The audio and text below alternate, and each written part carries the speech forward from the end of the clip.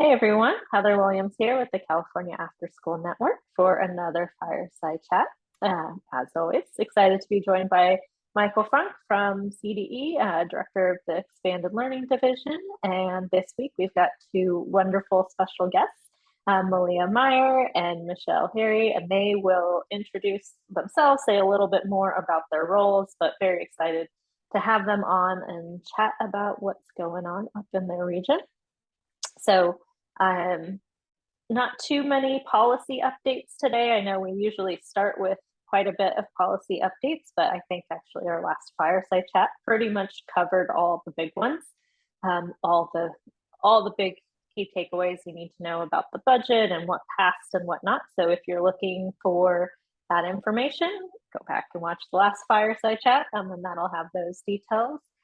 I think pretty much the only thing that has really changed since the last Fireside Chat is that CDE released the preliminary rates for ELO-P. So Michael, I'll turn it over to you to chat a little bit about what that means. Yeah, thanks, Heather, and welcome, Michelle and Melea. Good to see you. We have the apportionment, which is the word that we use for the ELO program funding.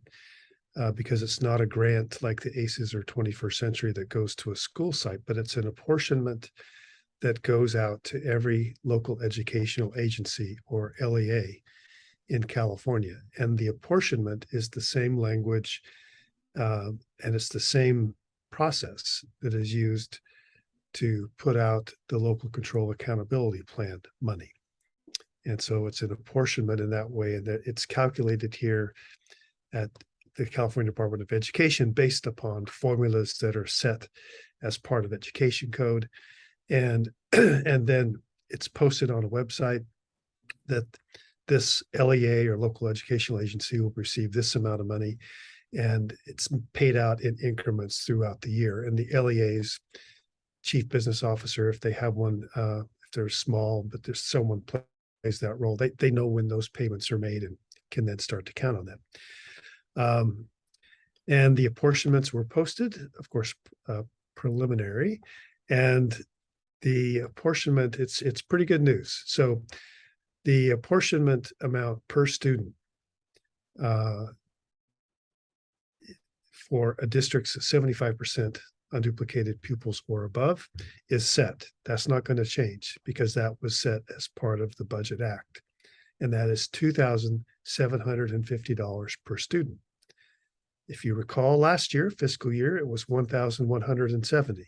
So that's more than double if you're the higher tier. And of course, the higher tier last year was 80% and above. And so now several of you that last year and this year were between 80 and 75 are now bumping up to the higher tier. So you're going to have a very significant increase. For those local educational agencies that are below 75%, the projected pure pupil amount, and of course, there's a ton of decimal points behind all this when you actually look at the CDE website, $2,052 per student. And of course, compare that to last year's 670, over 3 times the amount. So we wondered what is going to be the impact of this fund, this program moving from 1.75 billion to 4 billion. Now you see it. So that is good news. And of course, we're always working on the next round of FAQs that come out, because as soon as we think something is clear, someone raises a question and a nuance, and then we realize that's not very clear. Just happened last week, Friday. And so we've got more stuff moving, more stuff coming out. And there's a lot of changes we talked about in the Ed Code in the last Fireside Chat. And we're just now starting to discover, there needs to be some clarity here in terms of what the intent of this is. Mm-hmm. So we're always working on that. We're never set. We're never at a place where, okay, this is done. We'll tie a bow on it. Good luck. So we're always here to help work with you and listen. And of course, one of the persons that has been listening and helping LEAs in her region, which is Region 1, California County School Service Association Regions, Region 1, and based out of Sonoma County. It's Melea Meyer. And it was on the office hours, open office hours last week that I just said, hey, do you have anybody you'd recommend we bring on the Fireside Chat that could really share some amazing experiences and some stories with us? So Melea, you've suggested Michelle, and here we are. So Melea, first of all, thanks for all the great work you do supporting LEAs and community-based organizations, for being, just so everyone knows, Melea has a beautiful soul. And when she shows up at work and shows up in our meetings, she leads with that. And I can tell you, Melea, how much I appreciate that. So thank you. And would you introduce Michelle? Well, thank you for that wonderful introduction. That was very kind. As you said, I support. Well, thank you. I hope so. I definitely love my work, and I'm so excited about ELO-P. I think it's probably been a little much for my districts. They're not as excited always as I am. And Michelle can probably agree to that. So one of my roles in supporting expanded learning programs in Mendocino, Sonoma, Lake, Humboldt, and Del Norte counties is working with folks like Michelle. And Michelle, I am not sure of your latest title, but I believe, you'll correct me if I'm wrong, Vice President of Youth Impact at Boys and Girls Club of Sonoma-Marin. And she supports in our large geographic region, probably about 40% overall of the whole grants in the region. And now I don't even know, we haven't even counted with ELO-P because the numbers are getting crazy. And the more we talk about partnership and trying to put all the pieces together to get the adults in the room to build these programs to support the youth, I feel so lucky and blessed that I have people like Michelle in my region. I say, particularly Sonoma County is like our self-cleaning oven of the region.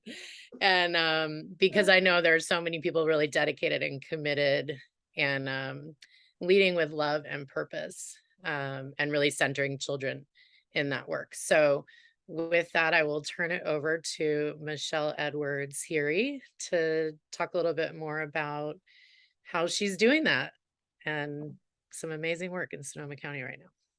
Well, thank you so much for inviting us to be a part of the conversation. These fireside chats have been so useful over the course of the pandemic and now into life continuing. So I'm grateful to be here and talk a little bit about what we're up to and hope that it's helpful. And I agree, Michael, Melea is a wonderful soul, and I'm so grateful to have her with us on this journey. And she answers my calls and text messages and talks to me on Saturdays, and I really appreciate her commitment to the kids that we serve. It's really wonderful to have you as a partner, Melea. In Sonoma County, we serve 10,000 kids across Sonoma County. There are 42, at last count, I believe, individual LEAs in Sonoma County. We work with about 17 of them in different types of partnerships, lots of ACEs, 21st Century, and now ELO programs. And we are very excited about the ELO programs because we're really seeing an opportunity to serve so many more young people that are in need. And that's something that we've been dreaming about for a long time with our school district partners. And so these funds are really creating the opportunity for us to make those dreams a reality, which is wonderful. So we have all told, I think we're looking at about $10 million in these different funding streams coming together across our school district partners. And one of the primary ways we're doing that right now today is through lengthy and really fun summer programs.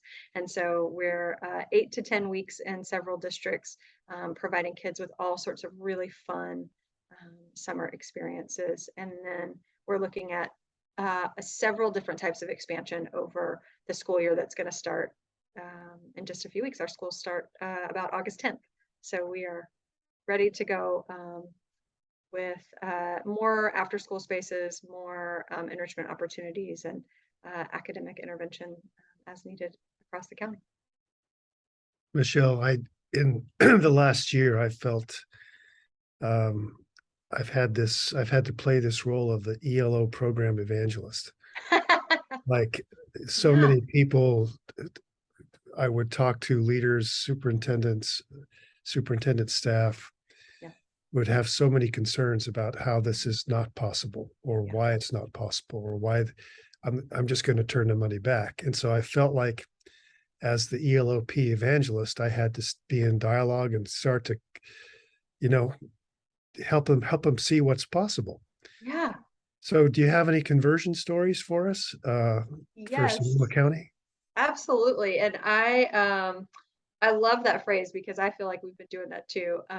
And I think part of it is just really reminding folks of what we've been hoping and wanting for kids, and then seeing this as the pathway to making that happen. And so we've worked with these school districts for years, and we've always sat around, big board tables and said, gosh, if there were only a way, if there were more dollars or more resources. And now I kind of am the one running down the pathway saying there is. So a couple of our Sonoma County is an interesting place, because there are lots of school districts. Some of them are incredibly rural, and some of them are more urban and suburban. And so in particular, our rural partners were really having a hard time understanding how they were going to implement a meaningful program, because they might be a one school district, or they might not have, they're having a really hard time getting folks out to where they are to do this work. And so we were able to this summer say, don't give the money back. Just let's brainstorm together about what we could do if we all come together. And so we were able to pull 3 LEAs together to say, or school districts together to say, if we all come together and we provide a little transportation, and we were able to host one location where all of your students can come, that's reasonably distanced for all of them, then we can have this really wonderful program. And one of our district partners said, you can use my campus, bring everybody here. And then one district said, well, we can bring them, we can drive them. And so it was really this beautiful, kind of everybody brought what they could, stone soup, and kids are able to have this beautiful experience all summer long. And what I love about it is, when you live in a small town, you might not know other kids, because you just live in your town. And so now we've got 3 or 4 towns from all over Sonoma County, kids learning and playing together. And the districts are able to now see, well, wait, if we did that on a very short notice in April, what could we do moving forward in the years to come? And so that's been very exciting converts for us. It's a great example of exactly what we're trying to encourage of districts. There's so much flexibility that not only districts able to partner with an organization like the Boys and Girls Club, but districts able to partner with each other. Yeah. So thank you for helping take that thread through that. I'm wondering, what do you think this really dramatic rate increase is going to mean for the small districts? It is going to be enormous. I mean, I think kind of brass tacks, it's going to be more kids get more opportunity, because now we can do summer and school year, and not even just our small districts, but in our larger districts, we're opening up more spaces for kids to have access to high quality programs every day after school. So I know there's a lot of conversation about the attendance targets and what that means, but one of the ways that we are partnering with our districts is to say, let's increase the number of kids that get to come to a Boys and Girls Club. And I think the rate increase is what's making that possible. And in particular for our younger members, who are younger students, that need a little extra TLC to really grow and learn in a smaller environment, the rate increase is really going to make that possible, because now we can have the right ratios in the right kind of environment where you don't have a 4-year-old and a 6th grader trying to do the same thing at the same time. And so we're seeing lots of intentionality around what's best for small groups of students rather than having to look at everybody as all the same. And so I think that's going to be, we're very excited about that for the school year. So the biggest concern we hear coming from everyone in every conversation is workforce. Yeah. So have you folks, what have you done to address the workforce issue, and what are the challenges you're still seeing? Yeah. Listen, we're with you.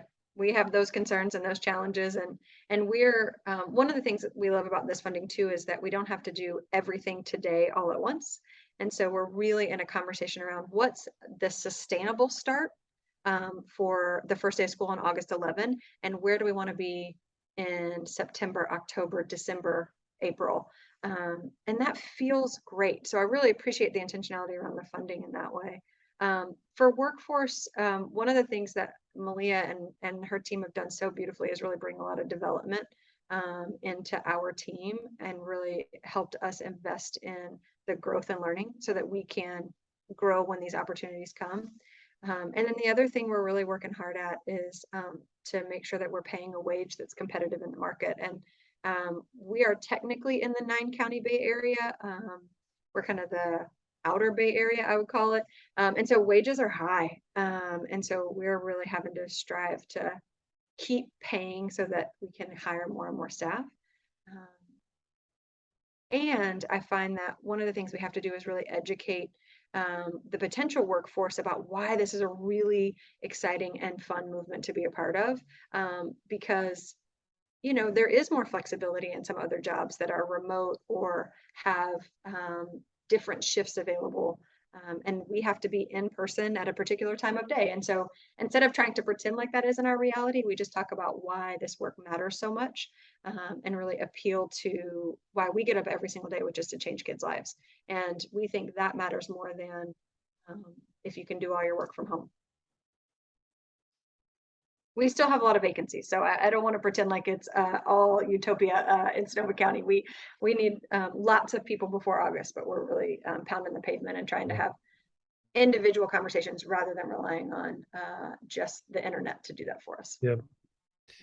I'm going to plug this. I always do, and I suspect you probably already have some of this, because in the rural areas, the workforce tends to be more intergenerational. Yes. But I always emphasize that programs need to consider hiring people who at maybe 55 or 60-year-old have abundant amounts of energy, passion, maybe some more time because they've retired, and an intergenerational workforce dramatically increases the quality of the workforce and the quality of the program. Yeah. So you obviously agree. So you see some of that. Yeah, and actually that's a strategy that we use very intentionally in our recruiting efforts because some of our folks, a lot of our community retires here from other parts of the Bay Area, and they're exactly as you described, very energetic, not ready. They want to contribute and they want to be a part of something. And so we say, hey, be a part of it with us. And what's interesting, we like to talk about what's best for kids in every decision we make for the organization. And what's really interesting is our young people that come to our programs, they really respond to an intergenerational team because they might not have intact family units that live here with them. And so now all of a sudden I'm able to have this person who can really invest in me the way a grandparent might, and this person to invest in my life in the way that an older brother might. And there's a place for both. And I think the ELO program is even more helpful on that because now we're going to be able to tap in to folks who are really passionate about a particular topic area and bring them in as enrichment specialists. In the standard after school program model in ACEs or 21st century, you know, is pretty prescriptive. And this allows so much flexibility. If you're a retired engineer, come teach STEM with us. We need you. And you love that. And our kids are going to love that you love it. And so we're really excited about that. One of it in San Francisco, I mean, we did this going back to the 90s, and we call it Encore Careers. like social purpose careers. I'm gonna write that And down. and there's an organization called Encore.org, who one of my staff has now just become the co-CEO of this international organization that's all about Oh, yeah. reaching people in their retirement Yeah. years with social purpose. And I remember some of the most popular things that these older staff brought in, we're not using the word older staff. I'm trying to use the word like wisdom worker Oh yeah, I like it. You got a little marketing background like or that. experience core. There's Yeah. so you're needed because of your years of wisdom, what you can pass on. And by the way, you love to tie flies, don't you? Like for fly fishing, these kids might like to learn that. Yeah. Um, That's right.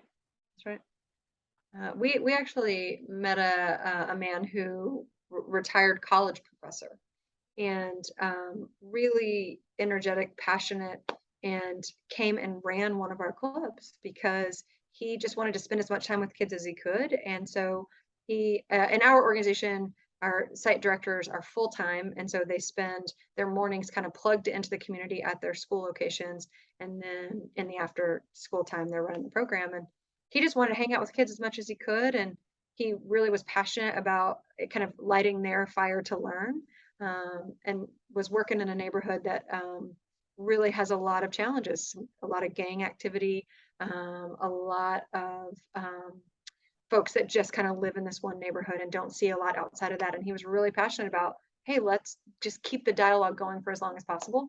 So he ran an after school program in his retirement, and the kids loved him. And on resume paper and in the interview, you'd never would have guessed that. One of the Melea, questions. Go ahead, Heather.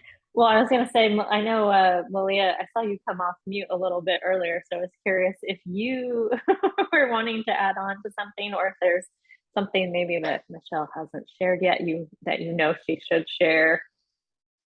I think she's got her talking points down pretty well, but She can tell a lot of stories. just to add, some context, we're seeing that in so many of our districts, these really creative ways to think about staffing, and including youth apprenticeships, and trying to find more people like that can add maybe specialized support to bring these enrichment opportunities. So yeah, I would say just get creative and reach out to people, and you never know if you don't ask, right? And I think Michelle is bearing the burden of that from a lot of districts, because a lot of people are nonstop requesting, but you've really risen to the occasion. And I think we're finding a whole different landscape right now, where even the districts and community-based organizations, it was a much more kind of competitive field. And now there's much more of a all hands on deck. We're all in this together, and you take this piece, I'll take this piece. And that's evolving, I think, in a really great way, so it's just systemically, we're seeing some really positive effects, which will hopefully continue. And I think, Melea, that's a great point. I think one of the ways that we're really able to come alongside our school district partners in a meaningful way is because we are not public sector. We don't report to a school board. We have a board of directors, but we can be very nimble and create new partnerships and partner with corporations in a way and do that right away. Whereas like school districts right now are so busy preparing to open schools in 2 weeks, that might not be able to happen in 3 weeks. Whereas when you have a community-based partner, you can leverage them to be the kind of the boots on the ground to help scope out a partnership that then benefits your kids in your district. And we do that with staffing. A lot of times our corporate partners are able to send things out to in their newsletters to get volunteers and new staff members. And so there's ways that school districts, I think, really deeply desire that type of community partnership. And also we know that even our school district lingo is so different than the lingo out in the world. And so we can be the translators a lot of times. And I think that's what I love about the public-private partnership and what these what y'all are really encouraging us to do in the field, which is to partner, because there are so many ways it's beneficial.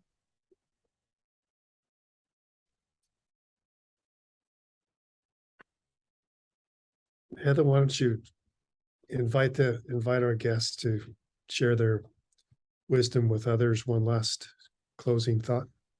Yeah, so we kind of always tried to end with, I mean, shared a lot of thoughts and ideas, but sharing a little bit of advice for folks that maybe are in a similar situation as yours. And I know we have a lot of CBOs and nonprofits that, you know, see like, oh, there's, you know, this ELO program is a great opportunity, but school districts, you know, they've got a lot going on. It's been challenging to partner with LEAs, or, you know, where they once maybe partnered with a CBO, they're now moving like the program on site to just be fully district run. But you've obviously talked about some of the benefits of the partnership between the community-based organization and the LEA. So if you were going to talk to other CBOs that are trying to partner with LEAs on this program and this opportunity, what might you share with them? Yeah, that's a great question. You know, I think I would encourage CBO folks to sit in person if possible, which is really hard, and really listen to what the questions are that are arising. What are some of the real deep desires that superintendents and district level team have for kids in their districts? I think one of the things that we've really seen over the last couple of years, it's been a hard couple of years in education, and folks are tired, and it's and I think inviting the opportunity to say, hang on, like, what do we want for kids? Because the teams that we work with all across these many districts, they love their students and they want so much for them. And so really listening to how we can be a part of that, and then finding ways to give that in partnership, to say, I hear you, I see you, and I see what's hard, and here's how we can be with you on that. And I think when we are able to do that well, we're able to meet the need of the moment for the kids, for the teachers. And I think that's where we really have the opportunity to be kind of full surface community partners, is in the school day, in the after school, but for the families and the teachers also. Love that. Well, thank you, Michelle and Melea, for coming on and joining us today.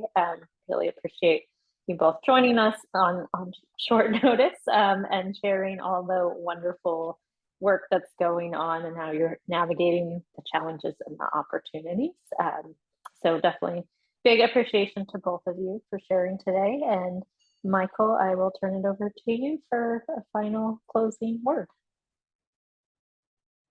Well, just a real technical thing. I'm realizing more and more sometimes when I'm listening to a group of local educational agency staff use the term CBO, they're talking about Chief Business Officer. Oh, yeah. Right. And so that's not what Michelle's talking about.